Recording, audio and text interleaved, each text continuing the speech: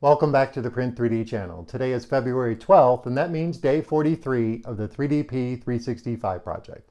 And on this episode, we're going to show you how I printed out the Supreme Court building, so stick around.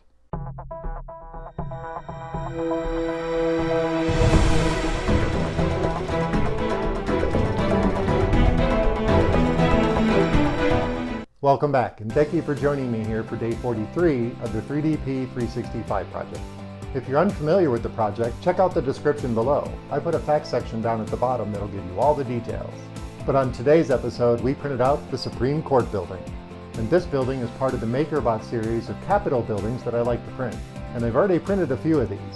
And this one turned out really great, so I'm really anxious to show you the results. So let's head over to Thingiverse and I'll show you where to download the model. Then we'll tab over to Simplify 3D and I'll show you my settings for this print. Then we'll fire up some of that time-lapse footage and I'll meet you guys back here at the workbench. Okay, so here we are at Thingiverse. Here is the Supreme Court building from MakerBot. And I'll put the link down in the description so you can download and print this yourself. And this is part of a Structures of Government collection that they put out. And I printed quite a few of these models already. So let's tab over to Simplify 3D and I'll show you my settings for this print. Okay, so here we are in Simplify 3D, and here's the little building dropped down on the print bed at 100%. And we're going to print this at 100% because there's a lot of little detail in here, and I don't want to have to enlarge this at all. So let me show you my process settings for this print. Under layer height, we did a 0.12mm layer height with 3 top and bottom solid layers and 3 perimeters. We also ran a brim by entering 0 and the skirt offset at 4 outlines. For this little print, we used 15% infill and 0 support. This is MatterHackers PRO PLA, so I have my temperature here set at 206 and 210. For cooling, we have a 3-stage cooling system set up. And under speed, we ran this out at 40 millimeters per second just to make sure we captured all that detail.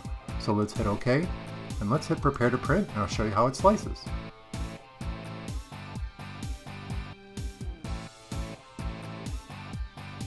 Okay, so there's our sliced model, and let me play this so you can see how it prints. And there are some inner cavities in here and some little windows that go all the way through. And there's a lot of little detail on this building. And of course our print turned out pretty amazing, so let's fire up some of that time-lapse footage and I'll meet you guys back over at the workbench.